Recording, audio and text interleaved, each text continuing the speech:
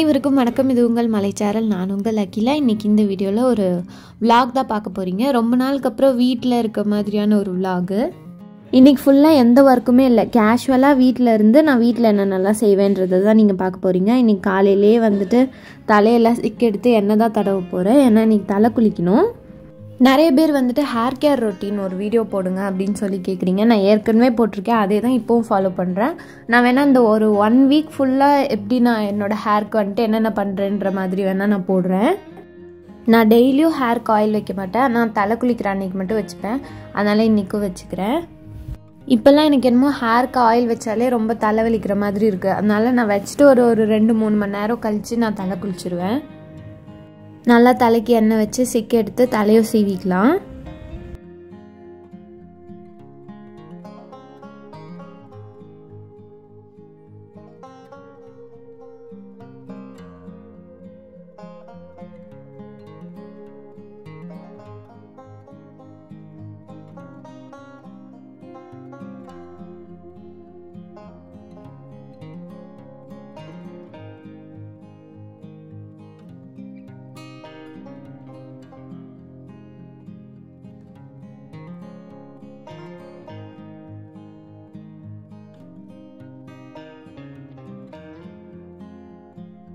நான் ஃபுல்லாக எண்ணெய் தடவுனதுக்கப்புறமா நல்லா கீழே வரைக்கும் பின்னல் போட்டுக்கிறேன்.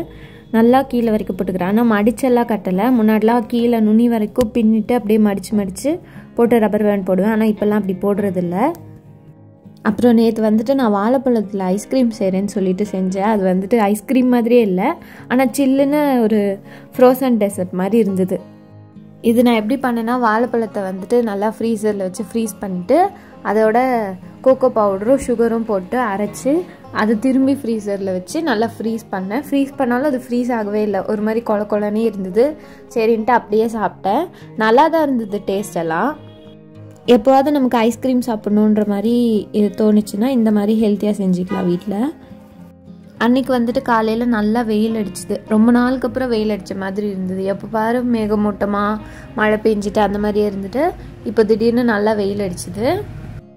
கிளைமேட்டும் ஓரளவுக்கு நல்லா இருந்தது. சரி, நம்ம தலை குளிக்கிறதுக்கு இந்த வெயில் அடிக்கிறதும் ரொம்ப நல்லதுன்னு சொல்லிட்டு நானும் அன்றைக்கி அதுக்கப்புறம் சாப்பிட்றதுக்கு போயிட்டேன்.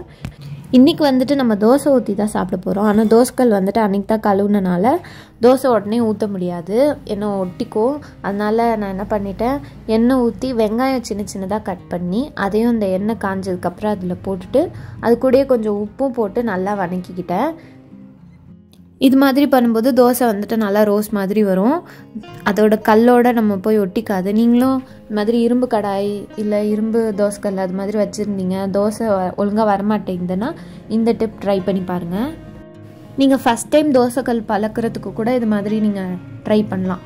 என்ன தோசைக்கல்லை வந்துட்டு அதிகமாக தண்ணி ஊற்றி கழுவக்கூடாது, நம்ம தொடச்சி மட்டும் வச்சுக்கலாம்.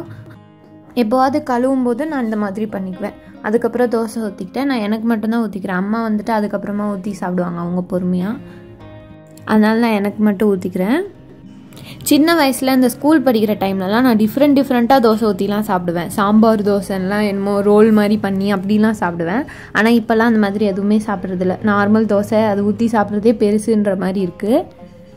அதுக்கப்புறம் நான் தலையும் குளிச்சுட்டு வந்துட்டு ஃபேஸ்க்கு வந்துட்டு முல்தானி மெட்டி வந்துட்டு இருந்தது. அது வந்துட்டு தீர்ற மாதிரி இருந்தது. அதனால் அதையும் போட்டுட்டு கொஞ்சம் நேரம் வச்சுட்டு அப்படியே வாஷ் பண்ணிட்டேன். எனக்கு முல்தானி மெட்டி வந்துட்டு போடுறதுக்கு ரொம்ப பிடிக்கும். ஏன்னா கொஞ்சம் ஆயிலி ஸ்கின்னால் அது போட்டோன்னே கொஞ்சம் நல்லா இருக்க மாதிரி இருக்கும். அதனால் நான் எப்போவாவது அது போடுவேன். போட்டுட்டு அதை கழுவுனதுக்கப்புறமா நான் மாய்ஸ்சரைசருக்காக லாக்டோகேலமின் யூஸ் பண்ணிக்கிறேன். ஏன்னா இது வந்துட்டு சீக்கிரமே எக்ஸ்பைரி ஆக போகுது. அதுக்குள்ளே தீக்கணுன்றதுனால நான் டெய்லி போட்டுட்ருக்கேன். இல்லைன்னா இப்போ கொஞ்ச நாளாக ஸ்கின் கேர்லலாம் அவ்வளோ இன்ட்ரெஸ்டே இல்லாத மாதிரி, அந்த ஃபேஸ் வாஷ் பண்ணுறதோட சரி மற்ற எதுவுமே அப்ளை பண்ணுறதில்ல. இப்போ தான் கொஞ்சமாக நான் திரும்பவும் எல்லாத்தையும் பண்ணணுன்ட்டு பண்ணிகிட்ருக்கேன். நீங்களும் என்ன மாதிரி ஸ்கின் கேர் வந்துட்டு இப்போ தான் ஸ்டார்ட் பண்ண போகிறீங்க, ரொம்ப பேசிக்ஸ் பண்ணணும்னு நினைக்கிறீங்கன்னா நல்ல ஃபேஸ் வாஷ் யூஸ் பண்ணிக்கோங்க. அதுக்கப்புறம் நல்ல மாய்ஸ்சரைசர் யூஸ் பண்ணிக்கோங்க. வெளில போகும்போது சன்ஸ்க்ரீன் யூஸ் பண்ணுங்கள். இது 3மே மேஜர் டிஃப்ரென்ஸ் கொடுக்கும்.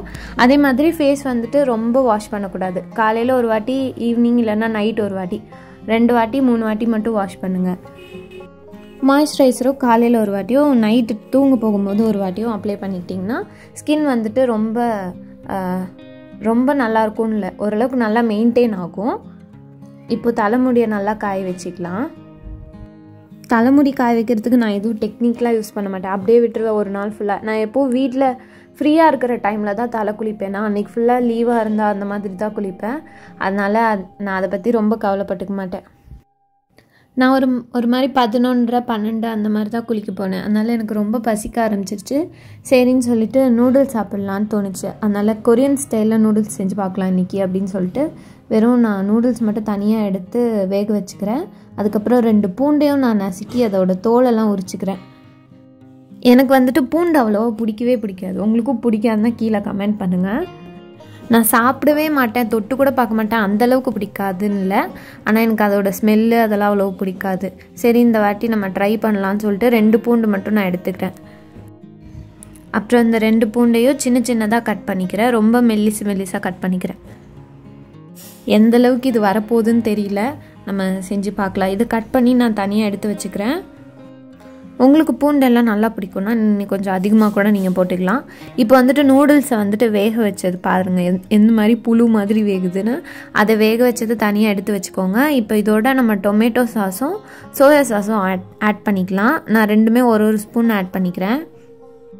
இது கூடயே நீங்கள் ஆரிகேனோவும் சில்லி ஃப்ளேக்ஸும் ஆட் பண்ணிக்கோங்க. அப்போ தான் கொஞ்சம் ஸ்பைஸியாக நல்லாயிருக்கும், ஃப்ளேவர்ஃபுல்லாக. இதோட வெள்ளை எள்ளு கூட ஆட் பண்ணுவாங்க. என்கிட்ட அது 3மே இல்லைன்றனால அது 3த்தையும் நான் ஸ்கிப் பண்ணிட்டு இப்போ அந்த மசாலா பாக்கெட் வந்துட்டு கட் பண்ணி இதோட நான் ஆட் பண்ணிக்கிறேன். இதை நல்லா நான் மிக்ஸ் பண்ணி வச்சுக்கிறேன். சில்லி ஃப்ளேக்ஸ் இல்லைன்னா நீங்கள் வெறும் மிளகா வந்துட்டு அரைச்சி கூட இதோட ஆட் பண்ணிக்கலாம். இப்போ இதை மிக்ஸ் பண்ணி வச்சது இருக்கட்டும். அது இல்லாமல் நீங்கள் எண்ணெய் வந்துட்டு பாயில் பண்ணி அதில் ஆட் பண்ணணும். அதுதான் இதோட மெயின் விஷயமே. அதனால் நான் எண்ணெய் வந்துட்டு கொஞ்சமாக ஊற்றி சூடு பண்ணி அதையும் இதோட சேர்த்து நல்லா மிக்ஸ் பண்ணிக்கிறேன். மிக்ஸ் பண்ண இந்த மசாலாவோட நம்ம இப்போ அந்த வேக வச்ச நூடுல்ஸ் எடுத்து ஆட் பண்ணிக்கணும். அது எல்லாத்தையும் நான் தனியாக அந்த மாதிரி ஃபோர்க் வச்சே ஒவ்வொன்றா எடுத்து போட்டுக்கிறேன். எடுத்து போட்டு அதை நல்லா மிக்ஸ் பண்ணிக்கணும்.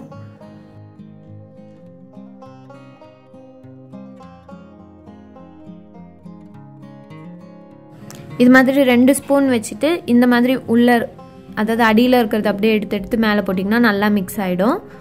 அவ்வளோதான், நம்மளோட கொரியன் ஸ்டைல் நூடுல்ஸ் வந்துட்டு ரெடி ஆகிடுச்சு. இதை இப்போ நம்ம ட்ரை பண்ணி பார்க்கலாம். நல்லாவே சூடாக இருந்தது. நான் கூட எண்ணெய் ரொம்ப அதிகமாக ஊற்றிட்டேனோ அப்படின்னு தோணுச்சு.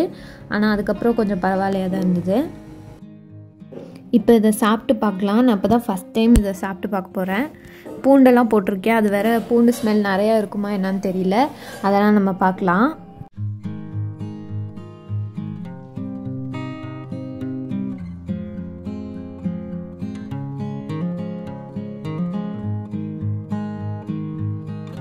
ஒரு மாதிரி டிஃப்ரெண்ட்டாக அந்த இப்பியோட அந்த டேஸ்ட்டே இல்லாத மாதிரி இருந்தது. ரொம்ப ஸ்வீட்டாக இருந்த மாதிரி இருந்தது.